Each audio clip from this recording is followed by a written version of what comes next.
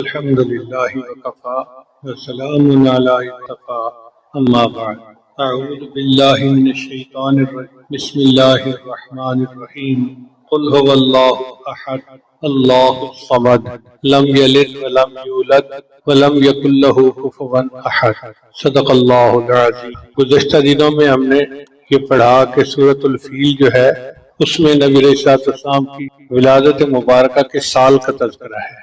نبی علیہ السلام سید المرسلین رحمت للعالمین عام الفیل کے ساتھ میں دنیا میں تشریف لائے، یہ نعمت ملی سعادت ملی۔ پھر آپ صلی اللہ علیہ وسلم کا قبیلہ کیا تھا اس کا تذکرہ سورۃ القریش میں ہے۔ جب آپ نے نبوت کا دعویٰ فرمایا تو ارد گرد کا ماحول کیسا تھا اس کا تذکرہ سورۃ ارأیت الذی یکذب بالدین میں۔ پھر نبی علیہ السلام پر اللہ تعالیٰ نے کیا انعامات دیے، کیا خیر کثیر ان کو عطا فرمائی، اس کا تذکرہ سورہ کوثر میں۔ یہاں پہنچ کر اللہ نے اپنے محبوب سے ایک دو ٹوک اعلان کروایا جس کو بانگ درا کہتے ہیں، برملا اعلان، بے بانگ دہل اعلان کہ اے کافرو تمہارے لیے تمہارا دین، میرے لیے میرا دین۔ اتنی وضاحت کے ساتھ شرک سے بیزاری اور توحید کا پیغام نبی علیہ السلام نے پڑھا۔ پھر اللہ نے اپنے محبوب صلی اللہ علیہ وسلم کی کیسے کیسے مدد فرمائی اس کا تذکرہ سورۃ النصر میں ہے۔ پھر آپ صلی اللہ علیہ وسلم کا ایک بہت قریبی رشتہ دار تھا، چچا تھا، بہت خوبصورت تھا، بہت مالدار تھا۔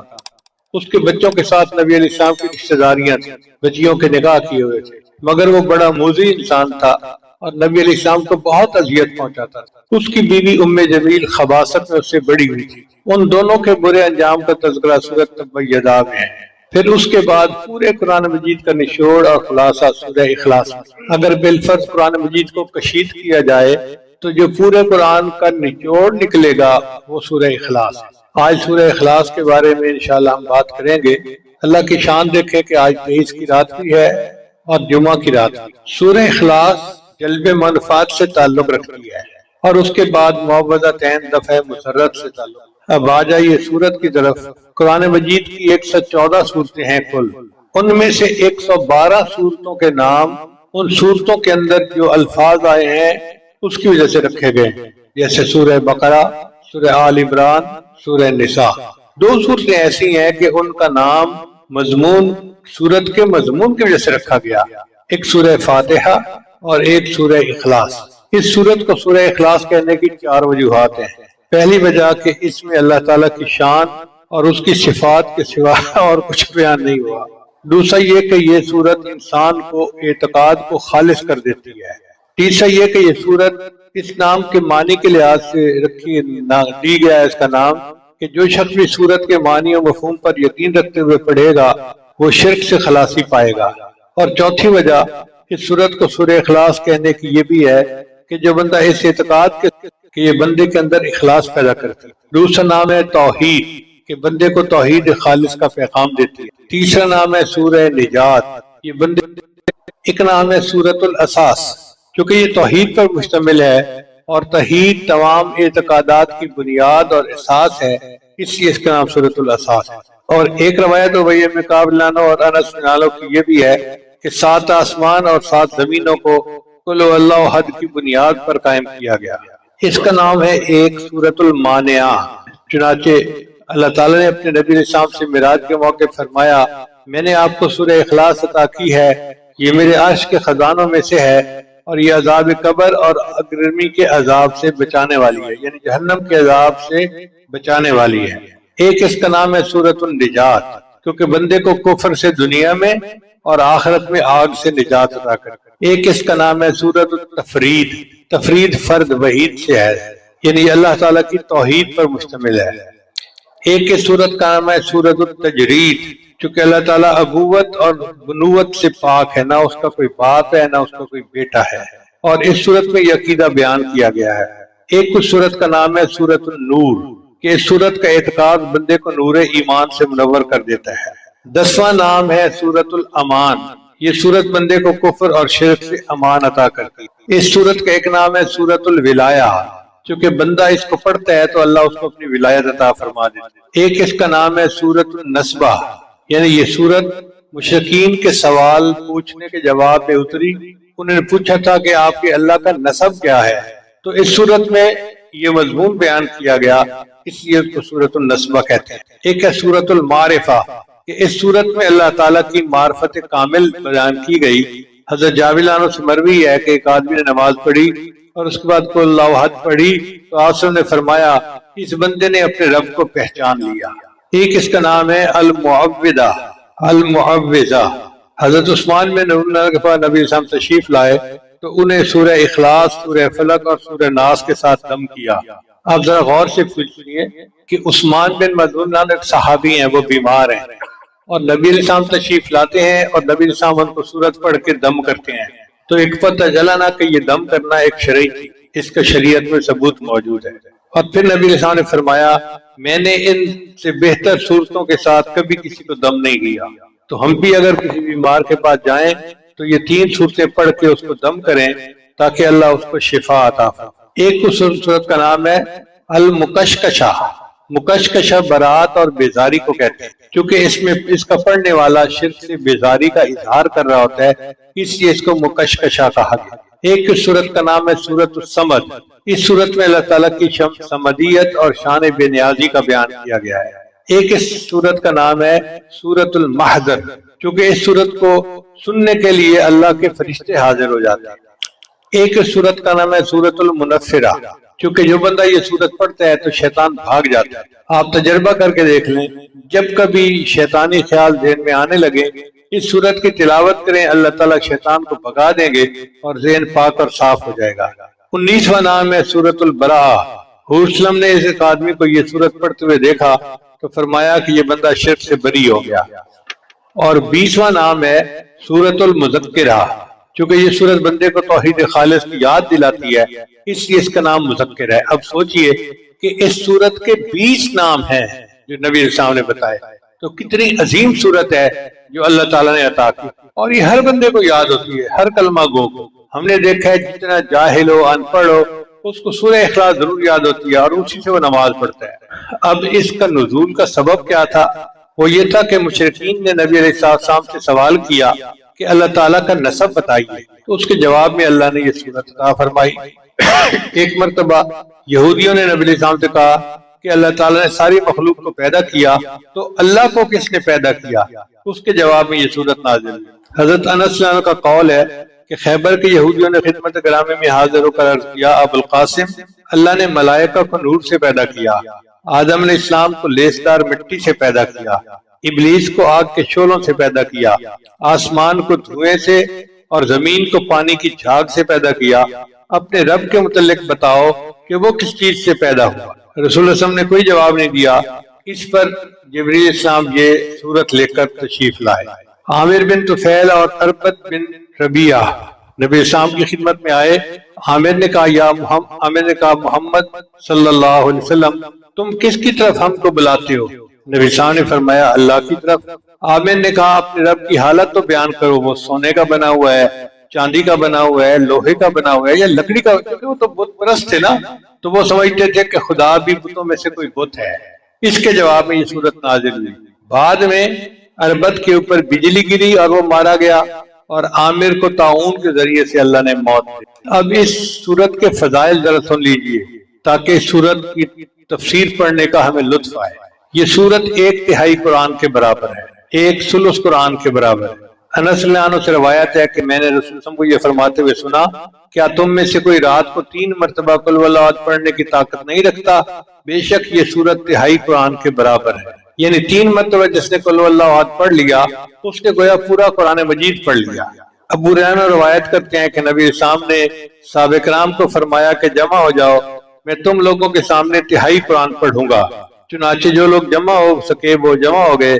پھر رسول صلی اللہ علیہ وسلم نکلے اور سورہ اخلاص پڑھی اور واپس چلے گئے۔ لوگ آپس میں باتیں کرنے لگے کہ نبی علیہ السلام نے فرمایا تھا 1/3 قرآن پڑھیں گے، میرا خیال ہے کہ آپ پر آسمان سے کوئی نئی چیز نازل ہونے کی وجہ سے آپ اندر چلے گئے۔ پھر نبی علیہ السلام باہر تشریف لائے اور فرمایا میں نے تم سے کہا تھا کہ میں 1/3 قرآن پڑھوں گا، جان لو کہ یہ سورت 1/3 قرآن کے برابر ہے۔ حضرت ابن عمر سے روایت ہے کہ نبی علیہ السلام نے فرمایا جس نے قل اللہ احد پڑھی گویا اس نے 1/3 قرآن پڑھا، اور جس نے قل اللہ احد 2 مرتبہ پڑھا تو گویا اس نے 2/3 قرآن پڑھا، اور جس نے قل هو اللہ احد 3 مرتبہ پڑھی اس نے سارا قرآن مجید پڑھ لیا۔ اب اس کو 1/3 قرآن کے مطابق کیوں کہا جاتا ہے؟ علماء نے بتایا کہ بنیاد تین کے 3 بنیادی مقصد ہیں۔ ایک ہے اللہ کی معرفت، دوسرے ہے صراط مستقیم، اور تیسرے ہے آخرت کی معرفت۔ اللہ کی معرفت، صراط مستقیم کی معرفت اور آخرت کی معرفت۔ یہ سورت چونکہ اللہ کی معرفت کے مضمون پر مشتمل ہے، اس لیے اس کو ثلث قرآن کہا جاتا ہے۔ پھر دوسری فضیلت یہ ہے کہ یہ سورت ہر شر اور پریشانی، عبداللہ ابن خبیب رضی اللہ عنہ فرماتے ہیں، یہ بات بتائی تو آپ نے فرمایا، اس سے پوچھا کہ بھئی اس کا سبب کیا ہے کہ تم ہر رکعت میں سورت اخلاص پڑھتے ہو؟ اس نے کہا کہ یہ رحمان کی صفت ہے اور میں پسند کرتا ہوں کہ میں اس کو پڑھوں۔ آپ نے فرمایا اس شخص کو بتا دو کہ اللہ بھی اس سے محبت کرتے ہیں، یعنی جو بندہ سورہ اخلاص سے محبت کرتا ہے اس کے بدلے اللہ اس بندے سے محبت فرماتا ہے۔ یہ سورت جنت میں داخلے کا باعث ہے۔ مسجد قباء میں ایک امام صاحب تھے، وہ ہر رکعت میں کوئی سورت پڑھتے تھے اور پھر سورہ اخلاص پڑھتے تھے۔ لوگوں نے کہا کہ بھئی تم کوئی اور سورت پڑھ لیتے ہو تو سورہ اخلاص پڑھنے کی کیا ضرورت ہے؟ انہوں نے کہا بھئی میں تو پڑھوں گا۔ جب لوگوں نے زیادہ ڈیمانڈ کی کہ ایک سورت پڑھیں تو انہوں نے کہا اچھا کسی اور کو امام بنا لو۔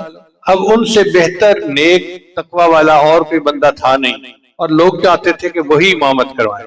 چنانچہ نبی علیہ السلام کی خدمت میں حاضر ہوئے، اے اللہ کے حبیب صلی اللہ علیہ وسلم ہمارا امام صاحب کے ساتھ یہ امام ہے۔ تو نبی علیہ السلام نے اس کو بلا کر پوچھا کہ بتاؤ بھائی تم ایسا کیوں کرتے ہو؟ اس نے کہا اللہ کے حبیب صلی اللہ علیہ وسلم مجھے اس سورت کے مضمون سے بہت محبت ہے اور میں چاہتا ہوں ہر رکعت میں یہ سورت پڑھا کروں۔ نبی صاحب نے فرمایا کہ میں اس سورت سے آپ کو بتاتا ہوں کہ تمہیں اس سورت سے محبت یقیناً تمہیں جنت میں داخل کر دے گی۔ اس سورت سے محبت یقیناً تمہیں جنت میں داخل کر دے گی۔ حضرت محمد سے روایت ہے کہ نبی اسلام ایک شخص کے قریب سے گزرے جو قل هو اللہ احد کی تلاوت کر رہا تھا۔ آپ صلی اللہ علیہ وسلم نے فرمایا اس نے جنت واجب کر لی یا اس کے لیے جنت واجب ہو گئی۔ پانچویں فضیلت سنیے، حضرت انس روایت کرتے ہیں کہ ہم رسول اللہ کے ساتھ تبوک میں تھے، یعنی غزوہ تبوک کے لیے نکلے ہوئے تھے، تو ایک دن ایسے لگا جیسے سورج بڑی روشنی اور نور کے ساتھ نازل ہوا ہے، اس سے پہلے ایسی روشنی نہیں دیکھی گئی۔ نبی اسلام بھی اس کو دیکھ کر تعجب فرمانے لگے۔ اچانک جبریل اسلام تشریف لے آئے تو نبی اسلام نے پوچھا جبریل آج سورج کو کیا ہوا؟ یہ ایسے نور روشنی اور شعاؤں کے ساتھ طلوع ہوا کہ میں نے گزشتہ دنوں اسے اس طرح طلوع ہوتے نہیں دیکھا۔ تو جبریل اسلام نے فرمایا کہ اللہ کے حبیب اسلام آپ کے صحابی معاویہ بن معاویہ اللیثی کا آج مدینہ میں انتقال ہوا، اللہ تعالیٰ نے ان کی طرف 70,000 فرشتوں کو بھیجا ہے جو ان کی نماز جنازہ میں شریک ہوں گے۔ آپ نے پوچھا کہ ایسا کس سبب سے ہوا؟ انہوں نے کہا اللہ کے حبیب صلی اللہ علیہ وسلم وہ قل هو اللہ احد کثرت سے پڑھتے تھے، کھڑے ہوئے، بیٹھے ہوئے، چلتے ہوئے، دن میں اور رات کے اوقات میں پڑھتے تھے۔ اس عمل کی وجہ سے 70,000 فرشتے ان کے جنازے میں شرکت کے لیے نازل۔ پھر جو بندہ سورہ اخلاص کے ساتھ محبت کرے گا وہ جنت کے جس دروازے سے چاہے گا داخل ہوگا۔ جابر بن عبداللہ سے روایت ہے کہ نبی اسلام نے فرمایا 3 چیزیں ایسی ہیں جو شخص مومن ہونے کی حالت میں انہیں لائے گا تو جنت کے جس دروازے سے چاہے گا داخل ہوگا، اور حورین میں سے جتنی سے چاہے گا اسے بطور بیوی کے مل جائے گی۔ پہلی بات، جس نے مخفی طریقے سے کسی کا قرض ادا کر دیا، کوئی مقروض تھا اور اس نے چپکے سے اس کا قرض اس کے سر سے بوجھ اتار دیا، قرض ادا کر دیا۔ دوسرا، جس نے قاتل کو معاف کر دیا، اور تیسرا جس نے ہر فرض نماز کے بعد 10 مرتبہ سورہ اخلاص پڑھی۔ ابو بکر نے عرض کیا کہ اگر 1 مرتبہ پڑھے، آپ نے فرمایا اگر 1 مرتبہ بھی پڑھے گا تو اس کو بھی یہ اجر ملے گا۔ اب ہر نماز کے بعد 1 مرتبہ سورہ اخلاص پڑھنا کون سا مشکل کام ہے؟ جابر بن عبداللہ سے روایت ہے کہ نبی صاحب نے فرمایا جس شخص نے قل هو احد ہر دن 50 مرتبہ پڑھا تو قیامت کے دن اس کو قبر سے اس طرح اٹھایا جائے گا کہ اللہ فرمائیں گے اے اللہ کی تعریف کرنے والے اٹھ جا اور جنت میں داخل ہو جا، یعنی پروٹوکول کے ساتھ اس کو بلایا جائے گا، اے اللہ کی تعریف کرنے والے اٹھ جا اور جنت میں داخل ہو جا۔ پھر فقر اور تنگ دستی کو یہ صورت دور کر دیتی ہے۔ حضرت جریر بن عبداللہ عنہ سے روایت ہے کہ نبی صاحب نے فرمایا جس نے قل هو اللہ احد پڑھی تو اس کے گھر والوں اور پڑوسیوں سے فقر و افلاس کو اللہ تعالیٰ دور کر دیتے ہیں۔ آج جس بندے کو دیکھو وہ غربت کا اور افلاس کا رونا رو رہا ہے۔ اور قرآن عظیم شان میں اللہ نے دیکھو کیا کیا ہمیں نعمت موتی عطا کر دیے کہ جو شخص روزانہ سورہ اخلاص پڑھے گا اللہ اس سے، اس کے گھر والوں سے اور اس کے پڑوسیوں سے بھی اللہ تعالیٰ فقر اور تنگ دستی کو دور کر دے گا۔ نبی صاحب نے فرمایا کہ جس نے 10 مرتبہ سورہ اخلاص پڑھی اس کے بدلے اس کے لیے جنت میں ایک محل بنا دیا جائے۔ جو بندہ چاہتا ہے کہ جنت میں میرا محل ہو تو 10 مرتبہ سورہ اخلاص پڑھ لے۔ آج یہ تو دل کرتا ہے کہ ڈیفنس میں میرا محل ہو، میرا فلاں جگہ محل ہو، میرا فلاں جگہ محل ہو۔ بھئی جنت کا محل تو بہت اعلیٰ ہے، 10 مرتبہ پڑھنے پر وہ مل جاتا ہے۔ اور جس نے 20 مرتبہ پڑھا اس کے بدلے اس کے لیے جنت میں 2 محل بنا دیے جائیں، اور جس نے 30 مرتبہ پڑھا اس کے بدلے اس کے لیے جنت میں 3 محل بنا دیے جائیں۔ حضرت عمر لانو نے عرض کیا ہے اللہ کے حبیب صلی اللہ علیہ وسلم پھر تو ہم اپنے محلوں کی تعداد میں ضرور اضافہ کریں گے۔ نبی اسلام نے فرمایا تم جتنا بھی اضافہ کر لو اللہ کے خزانے اس سے بھی زیادہ وسیع ہیں۔ ایک روایت میں آتا ہے کہ نبی صاحب نے فرمایا جس نے قل هو اللہ احد صبح کی نماز کے بعد 12 دفعہ پڑھی اس نے 4 مرتبہ قرآن مجید پڑھ لیا اور وہ اس نے روئے زمین کا سب سے افضل بندہ ہوگا بشرطے کہ وہ تقوی اختیار کرے۔ پھر ایک صورت میں ایک انس سے روایت کرتے ہیں کہ نبی صاحب نے فرمایا جو شخص قل هو اللہ احد 200 مرتبہ پڑھے گا اس کے 50 سال کے گناہ معاف ہوں گے بشرطے کہ وہ 4 کاموں سے بچے، ناحق خون، ناحق مال، حرام کاری اور شراب پینا۔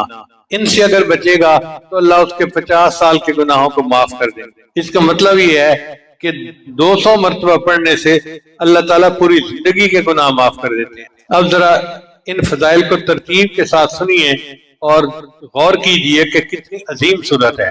پہلی بات، اس سورت کی تلاوت 1/3 قرآن مجید کے مطابق برابر ہے۔ اس کے پڑھنے والے کے 50 سال کے گناہ معاف کر دیے جاتے ہیں۔ اس کو روزانہ پڑھنے والا بندہ روئے زمین کا سب سے افضل بندہ ہوتا ہے۔ اس کے پڑھنے والے سے اللہ تعالیٰ فقر اور تنگ دستی دور کر دیتے ہیں۔ اس کے پڑھنے والے کے لیے ہر شر اور پریشانی سے اللہ حفاظت فرماتے ہیں۔ اس کا پڑھنے والا اللہ کا محبوب بن جاتا ہے۔ اس کے پڑھنے والے کے جنازے میں فرشتے شامل ہوتے ہیں۔ اس کے پڑھنے والے کے لیے یہ سورت جنت میں داخلے کا باعث ہے۔ اس کے پڑھنے والے کو جنت کے جس دروازے سے چاہے گا کہا جائے گا کہ داخل ہو جا۔ اس کے پڑھنے والے کے لیے اللہ تعالیٰ جنت میں محل تیار کر دیتے ہیں۔ اب ان فضائل کو سامنے رکھیں تو دل چاہتا ہے کہ ہر نماز کے بعد سورت اخلاص پڑھا کریں اور نمازوں میں بھی سورہ اخلاص پڑھا کریں۔ یہ تھے اس سورت کے فضائل۔ اب اس سورت کی تفسیر کی طرف آئیے۔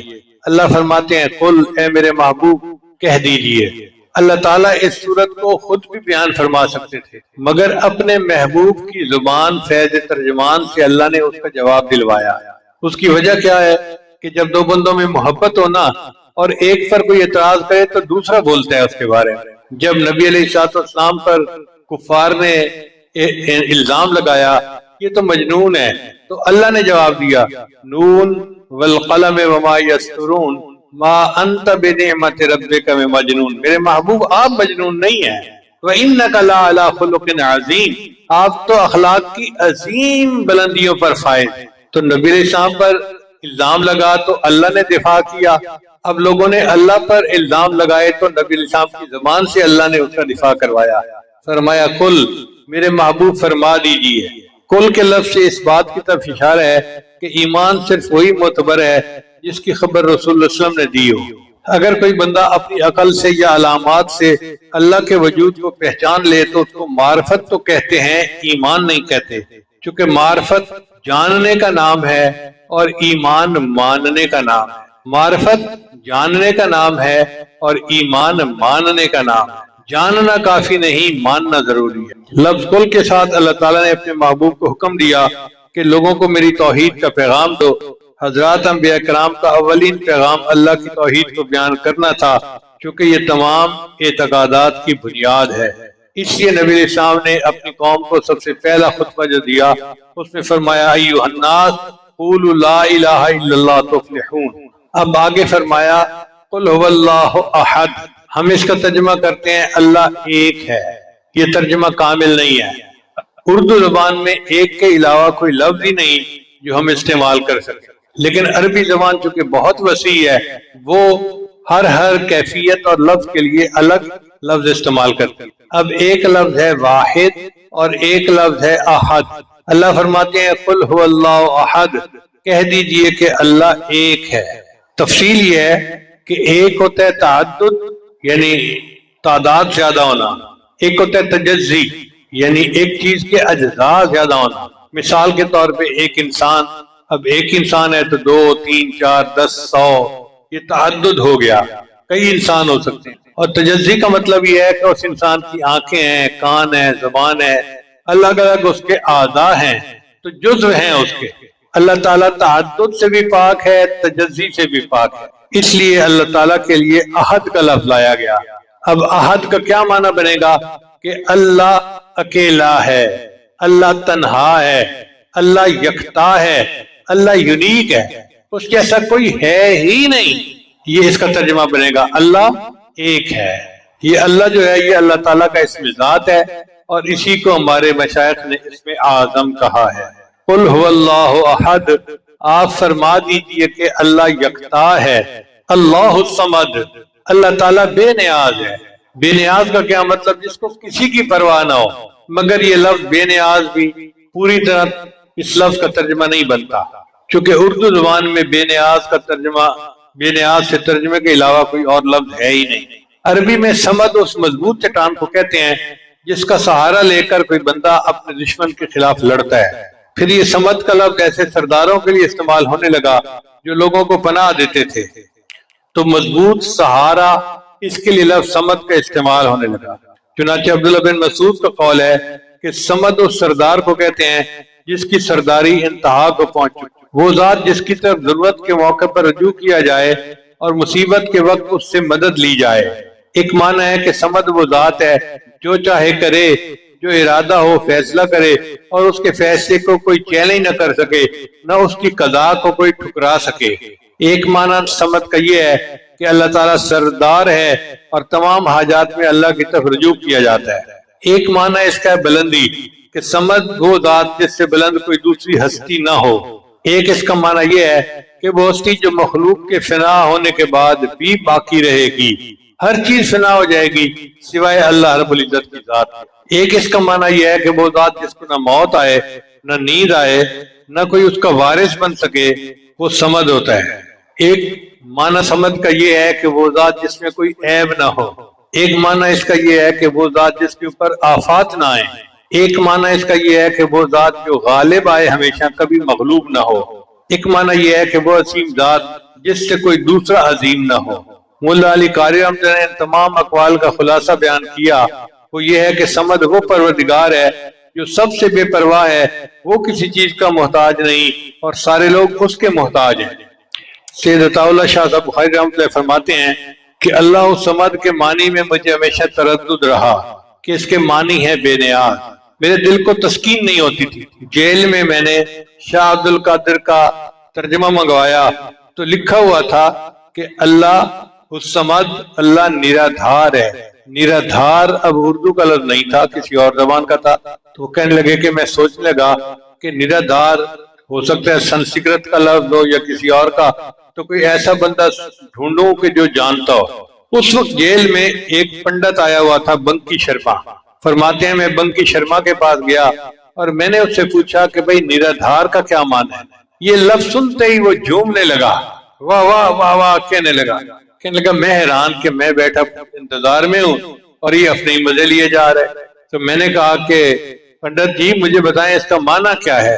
اس نے کہا کہ یہ سنسکرت زبان کا لفظ ہے اور اس کا معنی یہ ہے کہ وہ ذات کہ جس کے بن کسی کا کام بنے نہیں اور جس کا کام کسی کے بن اڑے نہیں۔ وہ ذات کہ جس کا کام کسی کے بغیر اڑے نہیں اور جس کے بغیر کسی کا کام بنے نہیں۔ فرماتے ہیں کہ مجھے ایسے لگا جیسے گمشدہ متاع مجھے مل گئی۔ اچھا، اللہ تعالیٰ کا یہ نام صمد بیک وقت تسبیح بھی ہے، تحمید بھی ہے۔ تسبیح اس طرح کہ اللہ کی اس میں شان بیان کی گئی، اللہ تعالیٰ کے صفت بیان کی گئی کہ وہ اس میں کوئی عیب نہیں۔ تسبیح کا یہ مطلب ہے اللہ تعالیٰ ہر عیب سے پاک ہے۔ اور تحمید میں اللہ کی حمد بیان کی گئی کہ وہ سب کی مدد کرتا ہے، سب کی حاجات کو پورا کرتا ہے۔ ہمارے مشائخ نے اپنی کتابوں میں دو لفظ استعمال کیے ہیں، باہما اور بے ہما۔ یعنی اللہ مخلوق کے ساتھ بھی ہے اور مخلوق سے الگ بھی ہے۔ باہما کیا مطلب کہ سب کی ضروریات وہ پوری کرتا ہے، اور بے ہما کا مطلب اس کو کوئی حاجت نہیں کہ کوئی اس کی ضرورت کو پورا کرے۔ پھر آگے فرمایا لم یلد ولم یولد، اللہ تعالیٰ نے نہ کسی کو جنا اور نہ اللہ کو کسی نے جنا۔ یہ ان مشرکین کے جواب میں تھا جنہوں نے اللہ کا نسب نامہ پوچھا۔ چنانچہ اگر ہم کہیں کہ اللہ تعالیٰ کی اولاد ہے تو یہ عہد کے منافی ہوا، اگر کہیں کہ اللہ تعالیٰ کا بیٹا ہے تو یہ صمد کے منافی ہے، کیونکہ بیٹا اپنے وجود میں باپ کا محتاج ہوتا ہے۔ ولم یکن لہ کفوا احد، اور نہیں ہے اس کا کوئی ہمسر۔ کفر کی تفسیر میں مفسرین نے کہا کہ اس کا مثل کوئی نہیں، اس کا برابر کوئی نہیں، یعنی اللہ تعالیٰ جیسا یا اللہ تعالیٰ کے برابر یا اللہ کا مثل کوئی نہیں۔ اللہ فرماتے ہیں لیسا کمثلہ شیء، کوئی اس کے مثل نہیں ہے۔ اور بعض نے کہا کہ کفر سے مراد بیوی ہے، کہ اللہ تعالیٰ کی کوئی بیوی نہیں ہے۔ اس صورت میں 4 آیات ہیں اور ہر آیت نے اللہ کے کمالات کو ثابت کیا ہے۔ پہلی آیت نے وحدانیت کو ثابت کیا اور تعدد کی نفی کر دی، قل هو اللہ احد۔ دوسری آیت نے کمال کو ثابت کیا اور عجز کی نفی کر دی، اللہ الصمد۔ تیسری آیت نے دوام اور بقا کو ثابت کیا اور فنا کی نفی کر دی، لم یلد ولم یولد۔ چوتھی آیت نے عظمت و کبریائی کو ثابت کیا اور مثل کی نفی کر دی، ولم یکن لہ کفوا احد۔ چنانچہ اس صورت نے تمام شرک و کفر کی جڑوں کو کاٹ کے رکھ دیا۔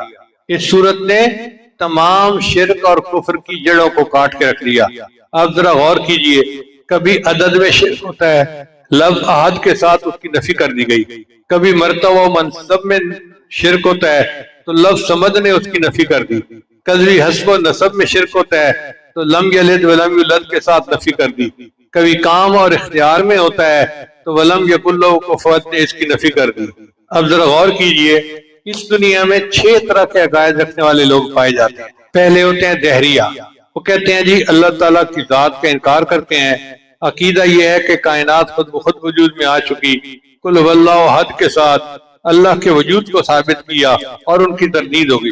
اس لیے اللہ تعالیٰ کو واجب الوجود کہتے ہیں کہ اللہ تعالیٰ ہی اصل وجود رکھتے ہیں، باقی ہر چیز کو وجود اللہ کی وجہ سے ہے۔ فارسی زبان کا لفظ ہے خدا، خدا کا معنی خود آ، یعنی جو خود بنا، اس کو کسی نے بنایا نہیں ہے۔ تو اللہ تعالیٰ نے کائنات کو پیدا کیا اور اس کائنات کو وہی چلا رہے ہیں۔ دوسرا عقیدہ ہے فلاسفہ کا، ان کا عقیدہ یہ ہے کہ بنانے والا کائنات کا کوئی ہے لیکن اس کی کوئی صفت نہیں، مادے سے پیدا ہوا۔ جیسے آج کل بھی بہت سارے دہریے یہی یقین رکھتے ہیں کہ بس مادے سے کائنات پیدا ہوئی، اب مادے کے اندر تو کوئی صفت نہیں ہے، تو اس صورت نے اس کی بھی نفی کر دی۔ چنانچہ اللہ تعالیٰ کی صفات بیان کی۔ تیسرا مشرکین اور ہندوؤں کا عقیدہ، مشرکین اور ہندوؤں کا عقیدہ یہ تھا کہ اس کائنات میں بہت سارے خدا ہیں جو نظام کو چلا رہے ہیں۔ لفظ احد نے ان سب کی نفی کر دی کہ نہیں، بہت سارے خدا نہیں، خدا صرف ایک ہے، اکیلا ہے، یکتا ہے۔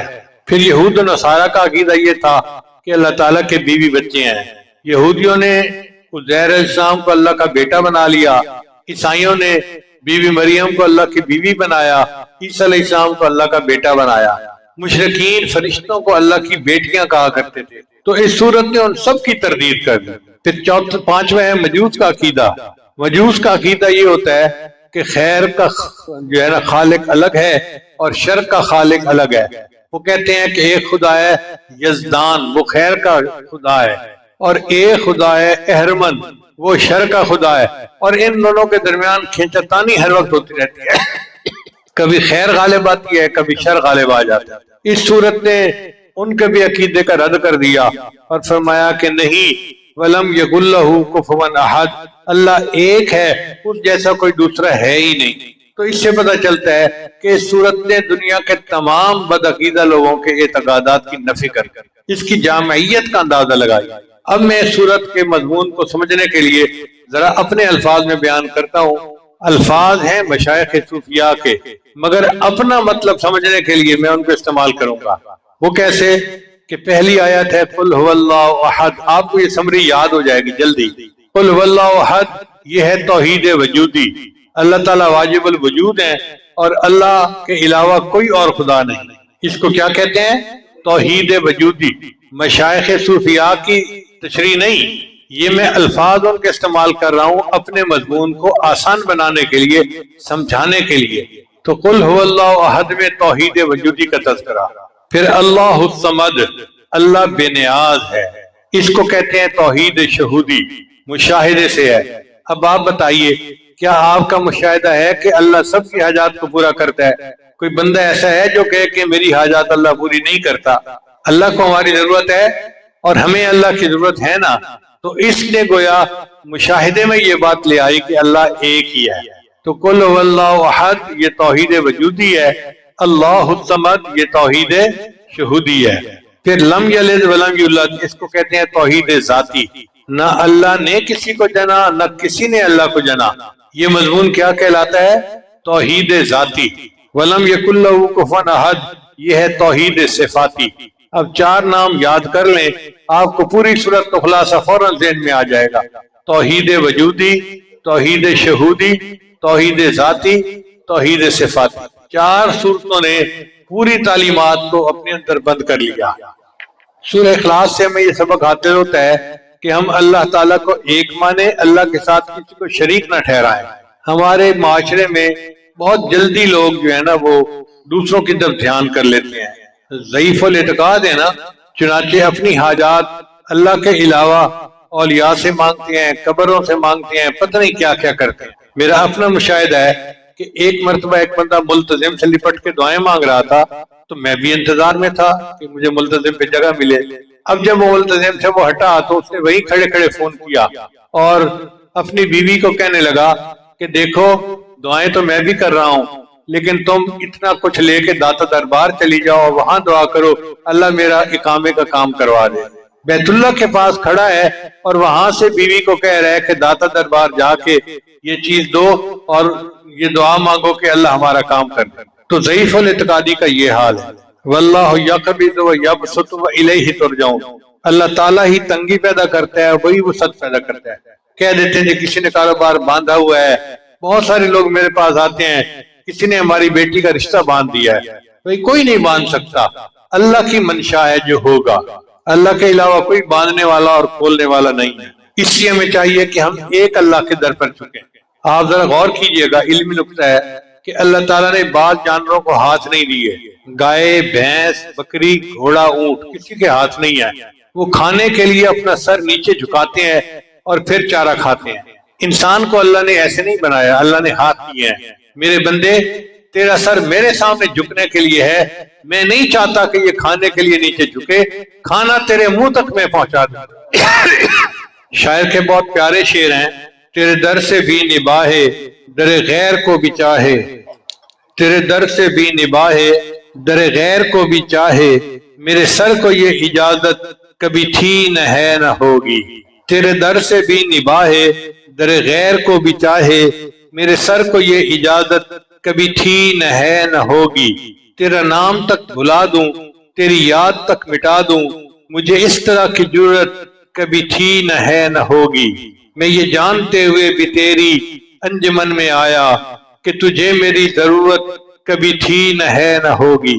تو اگر نظر ملائے میرا دم نکل ہی جائے، تجھے دیکھنے کی ہمت کبھی تھی نہ ہے نہ ہوگی۔ جو گلا کیا ہے تجھ سے تو سمجھ کے تم کو اپنا، مجھے غیر سے شکایت کبھی تھی نہ ہے نہ ہوگی۔ تیرا حسن ہے یگانہ، تیرے ساتھ ہے زمانہ، میرے ساتھ میری قسمت کبھی تھی نہ ہے نہ ہوگی۔ یہ کرم ہے دوستوں کا وہ جو کہہ رہے ہیں سب سے کہ نصیر یہ عنایت کبھی تھی نہ ہے نہ ہوگی۔ حقیقت یہ ہے کہ جس بندے کو ایک طرف جھکنا آ گیا اسے در در پہ نہیں جھکنا پڑتا، جسے ایک ذات کے سامنے رونا آ گیا اسے ہر ایک کے سامنے جا کے نہیں رونا پڑتا۔ علامہ اقبال نے کیا خوبصورت شعر کہا ہے، وہ ایک سجدہ جسے تو گراں سمجھتا ہے، ہزار سجدوں سے دیتا ہے آدمی کو نجات۔ ایک اللہ کے سامنے سجدہ کر لو، ہزار سجدوں سے نجات مل جائے گی۔ اس کے بالمقابل جو لوگ اللہ کو چھوڑ کر مخلوق سے امیدیں لگاتے ہیں ان کو ذلت اور رسوائی کے سوا کچھ بھی نہیں ملتا۔ اللہ فرماتے ہیں وَمَن يُشْرِكْ بِاللَّهِ فَكَأَنَّمَا خَرَّ مِنَ السَّمَاءِ فَتَخْطَفُهُ الطَّيْرُ أَوْ تَهْوِي بِهِ الرِّيحُ مِن مَّكَانٍ سَحِيقٍ۔ جو شخص اللہ کے ساتھ کسی کو شریک ٹھہرائے تو گویا وہ آسمان سے گر پڑا، پھر یا تو پرندے اسے اچک لے جائیں یا ہوا اسے کہیں دور دراز کی جگہ پر لا پھینکے۔ سر ایک ہے اور ایک ہی کے سامنے جھکانے کے لیے اللہ نے عطا کیا ہے۔ سر ایک ہے اور ایک ہی کے سامنے جھکانے کے لیے اللہ نے دیا ہے۔ سر جس پہ نہ جھک جائے اسے در نہیں کہتے، سر جس پہ نہ جھک جائے اسے در نہیں کہتے، در در پہ جو جھک جائے اسے سر نہیں کہتے۔ نبی علیہ السلام نے عبداللہ ابن عباس کو ایک نصیحت فرمائی جو توحید کے مضمون پہ مشتمل ہے۔